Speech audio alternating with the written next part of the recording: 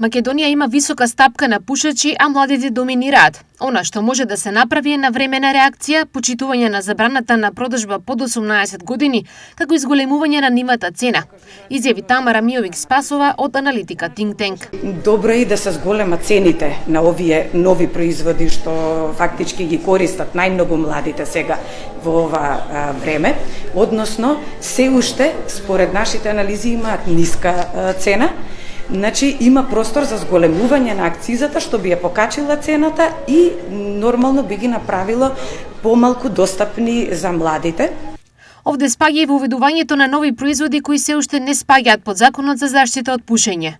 Исто така што кажуваме е да се препознаат во законот за заштита од пушење, затоа што се уште не ни се препознаени како такви, значи фигурираат како нови производи, меѓутоа не се препознаени во законот за пушење како нови. Значи штом се препознаат, сепак ќе се добие една перцепција дека не се и така побезбеден производ како што некако сите имаме перцепција.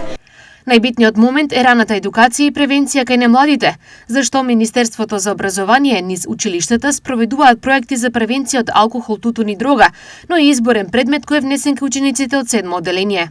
Она што го правиме во образованието, кој всушност е најдобар начин за превенција и избегнување на злоупотребата на штетните материи, е дека во основното и во средното образование во различни предмети се присутни теми за здравствена писменост и еве една новина во 7 одделение оваа година е воведен изборен предмет Учам за моето здравје.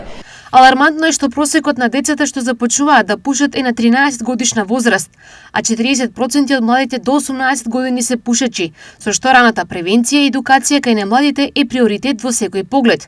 Констатира денес на работилницата јакнење на соработката меѓу медиумите, експертите и институциите за подобри политики за контрола на тутунот и заштита на јавното здравје.